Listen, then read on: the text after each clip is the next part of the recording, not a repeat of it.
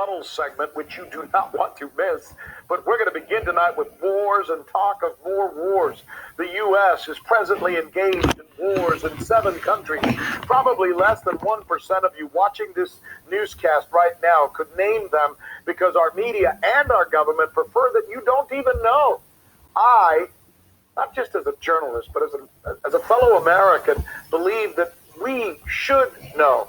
So here's the list of the countries where we are at war: Afghanistan, Iraq, Syria, Yemen, Somalia, Libya, and Niger.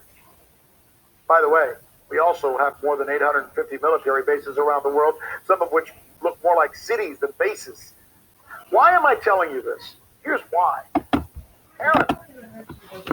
All right, Shalom. First, I want to start off by saying all praises to Yahweh Bashim Yahushai, Bashim Kakadash, all praises to the world calls God and Jesus Christ. The true names in the Hebrew is Yahweh for the Heavenly Father, and Yahushai for his beloved Son, who the world even calls Jesus Christ.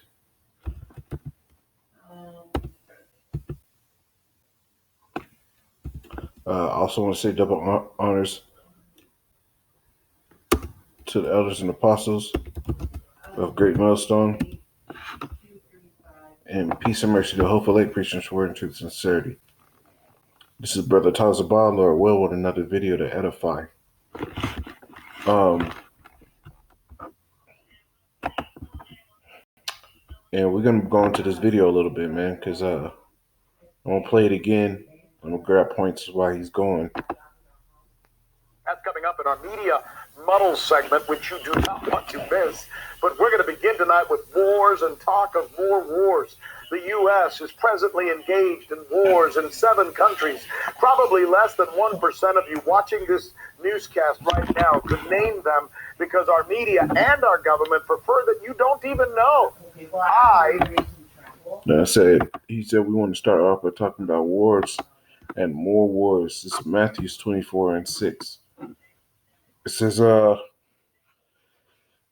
ye shall hear of wars and rumors of wars. See that ye be not troubled, for all these things must come to pass, but the end is not yet. You see, the wars and rumors of wars, because we're in that time, man. We're really at the end of this thing, man. It's only a matter of time till the Lord tells the angels standing on the 4 winds of the earth to start letting them go, man. It's only going to be so much time, man. The way to get the truth is going to be made narrow very soon. Brothers are going to be hid very soon, and it's going to be a brother and his personal relationship with the Yahweh Bashim Yahushai at the end of the day, and this is going to be the stark reality very soon. And a lot of people are going to perish, as it says in Romans 9:22. Let the multitude perish, then which was born in vain. A lot of people are going to get ready to give up their spirit pretty soon, man. It's back in Matthew 24:6. It says, ye shall have wars and rumors of wars. See that ye be not troubled, for all these things must come to pass, but the end is not yet. For nation shall rise against nation, and kingdom against kingdom. What is that talking about? Those are talking about global wars, and also those are talking about racial wars. It says in the war of a kingdom against kingdom, and that's obviously talking about nation against nation. And there should be famines and pestilences and earthquakes in diverse places. All these are the beginnings of sorrow. You see, and that's the time we're in, man. We're in the time of wars and rumors of wars. And also, what he began to say was that the U.S. is involved in 8 wars right now. 8 wars. This is Habakkuk 2, and I'll start at 3. It says, for the vision is yet for an appointed time, but at the end it shall speak and not lie. Though it tarry, wait for it, because it shall surely come, it will not tarry. What is the vision, man? The prophecies. And we're at the end now, so we're seeing a lot of prophecies speaking. And chiefly, we're seeing the mark of the beast, which is the RFID microchip technology. That is the mark of the beast, man. The beast is the NATO and the EU, that system, But that mark of the beast, that's the mark. That's your membership to that new system. That thing's speaking right now. And for that to be speaking as loud as it is right now, for things coming up in your everyday life to where everything's being geared towards that chip is just saying even more that we are at the end, man. Why would a prophecy that's set up for the end be coming out almost every single day, every single week, unless we're in that time? And it's a prophecy about the end. That's, as soon as that chip mark of the beast is made mandatory, then all hell, World War III, everything is going to break loose at that point. All hell will break loose. Now, verse 4, Habakkuk 2 and 5, 2 and 4, I mean, behold, his soul which is lifted up is not upright in him, but the just shall live by faith. And whose soul is lifted up right now? Esau, Edom. Look at Donald Trump, man. Look at these Edomites, man. They're the most proud they've ever been. You know, you give these devils. The only other time these devils have been this proud is back when niggas was in slavery, man. They've never been as lifted up and proud. And now they don't even have anything to be proud about. Look at their kingdom, man. It's falling. Nothing's going right for them. Their economy's in the tanker. All these nations don't want to do business with them. And man, the Edomite is looking real terrible right now. It says, Habakkuk 2 and 5. Also because he transgressed by wine, he is a proud man, neither keepeth at home, who enlargeth his desire as hell, and is as death, and cannot be satisfied. Didn't he just say all these wars that he got going all through the earth? Not just as a journalist, but as a fellow American, believe that we should know. So here's the list of the countries where we are at war: Afghanistan, Iraq, Syria, Yemen, Somalia, Libya, and Niger. By the way, we also have more than 850 military bases around the world, some of which look more like cities than bases. Why am I telling you this? Here's why. Peep that. That's the scripture speaking, right? Though it tarry, wait for it shall surely come to pass, right? Habakkuk 2 and 5 again. Yeah, also because he transgressed by wine, by his philosophy, he's causing a whole lot of hell all through his philosophy and his policy. What is his philosophy and policy? Democracy. Pushes it throughout the world, and look at how it's going, man. Yeah, also because he transgresses by wine. That wine is going into philosophies, that drink. It says he is a proud man. Fuck you. Neither keepeth at home, who enlarges his desire as hell. It is as death and cannot be satisfied. Everywhere. He's everywhere, bro. Said more than 800 U.S. bases throughout the world. Shit, there's only supposed to be 50 states. What do you mean you got 800 U.S. bases military bases throughout the world? It says, but gathered unto him all nations, and heapeth unto him all people. Shall not all these take up a parable against him, and a taunting proverb against him? Isn't that what they're saying now? You got Putin sitting there saying, hey, you're making a mistake that all these other empires did, and your rulership is almost over. It says, and say, woe unto him that increaseth that which is not his. How long? And to him that ladeth himself with thick clay, that debt. Shall not they rise up suddenly that shall bite thee, and awake that shall vex thee? Are not all these nations getting military equipment, making side deals, making their own banking systems to where they can trade in their own currency so they can X you out of the deal? Are they not doing this? Are they not vexing you? And thou shalt be booties unto them, because thou hast spoiled many nations. All the remnant of the people shall spoil thee, because of man's blood, and for violence of the land of the land of the city, and of all that dwell therein. See, all this stuff is going to happen to them real soon, bro. So go back into this. The Street Journal is reporting that the Trump administration is now considering sending 14,000 U.S. soldiers and Marines to the Middle East. The report says that the contingent would also include dozens of ships and more military hardware to surround, essentially, Iran. Word is the president will make a final call on whether to send or not send any troops by the end of this month. Of course, soon after this article was making headlines, the Pentagon came out with a denial. And with just BS, man, they're gonna do it. They're gonna do it because it's prophecy. This is Joel 3 and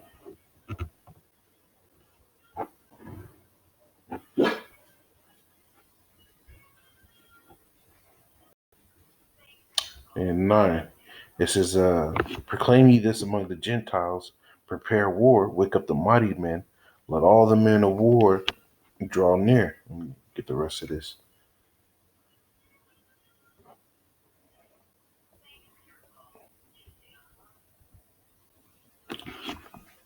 It's back in Joel 3 and 9. So I can prepare ye this, proclaim ye this among the Gentiles, prepare war, wake up the mighty men, let all the men of war draw near. Let them come up, beat your plowshares into swords, and your pruning hooks into spears. Let the weak say I'm strong. That's what you're seeing right now. All these agricultural nations that only supply to the U.S. are now they're using all their funds and buying military equipment. That's that bleeding those plowshares and the swords. It says, assemble yourselves and come, all ye heathen, and gather yourselves together round about thither. Cause thy mighty ones to come down, O Yahweh. Let the heathen be wakened and come up to the valley of Yahweh Shaphat, Yahweh's judgment. It says, for there will I sit to judge all the heathen round about. Put ye in the sickle, for the harvest is ripe. Come, get you down, for the press is full, the fats overflow, for their wickedness is great.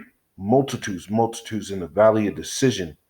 For the day of Yahweh is near in the valley of decision. And that's what we're seeing, man. We're seeing an escalation in these things that's happening right now. And the Lord's gathering those troops in the valley of decision, man. They're bringing them down to that Persian Gulf, bro. And this is big, bro. 14,000 troops, and it's gonna be more, bro, because they've talked about sending 3 brigades. A brigade is like 3,000 plus, 3,000 to 5,000 soldiers, bro. It's basically a new way of saying what is it, legion, you know? There's really so much to chew on with this story, including the potential for an 8th war for our already overextended military, this time with Iran. And the question it behooves us to ask, right, as reporters, will a damaged, impeached president be more apt to engage militarily? And yes, it is, man. Because if a president's going to be impeached in a time of war, he can enact martial law, and he can take full control of the government. There's going to be no parliamentary decisions. There's going to be none of that. It's going to be what I say goes, and that's what we're going to see happen, man. And this is how it gets started, man. This is how that party gets started, and the Lord is moving it, man. You look at this dude Trump, man. He's tired. He's tired of hearing people talk stuff about it. Look at how he dealt with the I think it was the Canadian president or the French president. He was irritated that they were running their mouth, man. Look at him. He's a goddamn devil against the wall right now.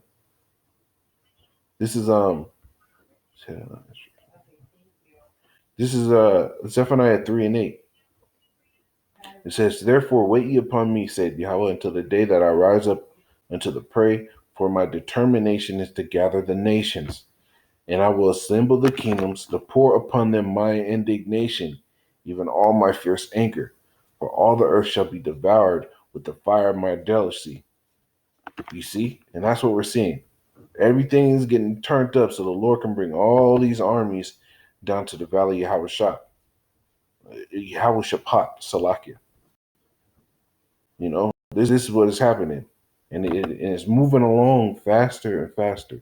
This is in Ezekiel 38 and I'll start it too. It says, son of man, set thy face against Gog and Magog, the chief prince of Meshach and Tubal, and prophesy against them. And that Gog and Magog is talking about Russia, you know. It says, and say thus said Yahweh power, behold, I am against thee, O Gog, the chief prince of Meshach and Tubal. Let me see if I can get a biblical map.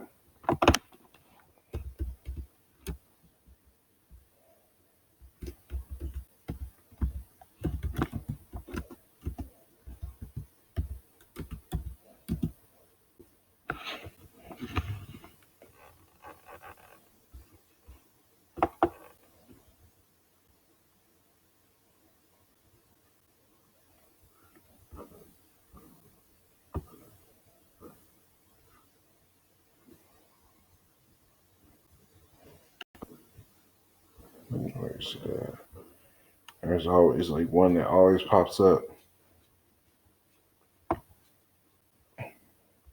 Should really just pay to get the thing blown up the correct way.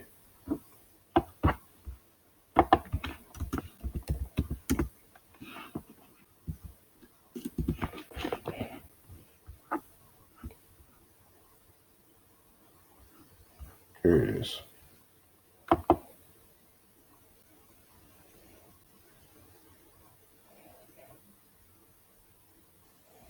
So Gog and Magog will be Russia, Kazakhstan, Meshach, and Tubal talking about the rest of the European nations. And then you have Togomar is Turkey, Iran is Persia, Kush are the Sudanese. You know, this is what it's talking about. Saudi Arabia, those are the Arabians. You see? All these things are popping off, bro. All in this area to bring them down to this valley of Yahushaphat, the Persian Gulf. You see? And this is what it's all culminating to, because this is where this is where the Lord is going to get down, bro.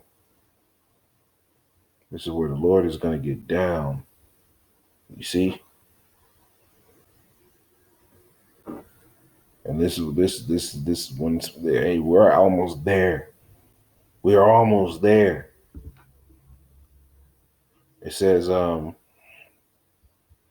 I will turn thee back and put hooks in thy jaws, and I will bring thee forth all thy armies, and horses and horsemen, all of them clothed with all sorts of armor, even a great company with buckler and shield. Fuck yeah. All of them handling swords. And what is this talking about? All that military equipment, your Humvees, your tanks, your helicopters, your Tomahawk, your Apache helicopters, all that, your jets. This is all that. It says Persia and Ethiopia, Libya. Isn't it? Are these not places that they're going to war with right now? With them, all of them with shield and helmet. Gomer. Look, we just saw that. Gomer. Where's Gomer?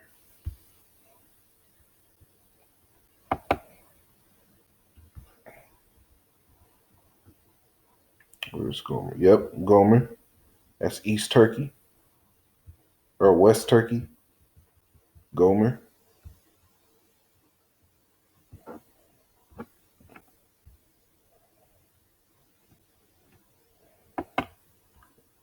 It says Gomer and all his bands, the house of Togomar of the north quarters, and all his bands, and many people with thee. Be thou prepared and prepare for thyself. It's talking about Russia getting prepared, preparing for himself. Thou and all thy company that are assembled unto thee, and be thou a guard unto them. And that's what we're seeing. They're being a guard economically. Russia's being called the new power broker. Let me see if I find that.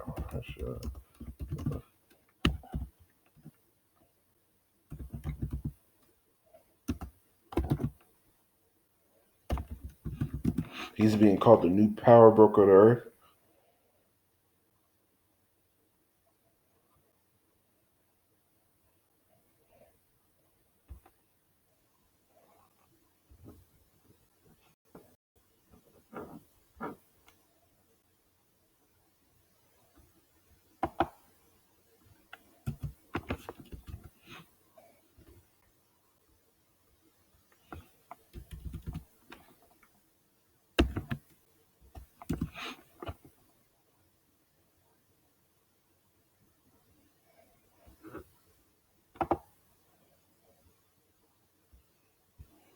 Russia, the power broker in the Middle East. And when you go into that word power broker, Russia, the new power broker in the Middle East. Let's go into that word power broker, because that goes back right then into that being a guard.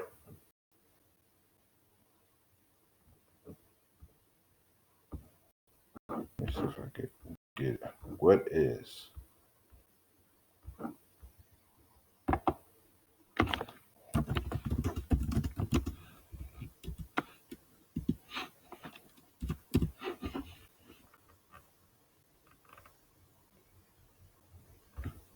A person who deliberately affects the distribution of political or economic power by exerting influence or by intrigue. So they're sitting there.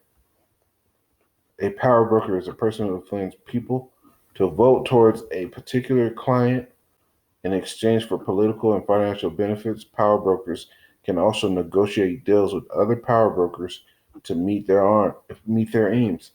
And Rush is that new power broker, man, because he's the one going in the world making these deals, saying, you know what, get with us, be with this Brick Nation stuff, man. We'll give you all the arms to stay here and different trade routes and economic ways to get past U.S. sanctions.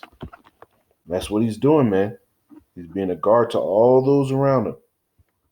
It says, after many days thou shalt be visited, in the latter years thou shalt come into the land that is brought back from the sword and is gathered out of many people. What is that's not America? Gathered out of many people and against the mountains of Israel, which have been always waste, but it is brought forth out of the nations, and they shall dwell safely, all of them. And these are the times we're coming into, man. The Lord is about to start doing some big things, some real big things. So, Lord willing, instead of fine, I'm gonna cut it off right there. I want to say double honors to elders and pots of great millstone, peace and mercy, hope elect, and peace and Brakta Yahweh, Brakta Yahweh Shai for this word, man. Brothers, put your nose down in that book best you can. Listen to the scriptures while you're driving. Listen to the scriptures while you're walking. Listen to the scriptures while you're in bed.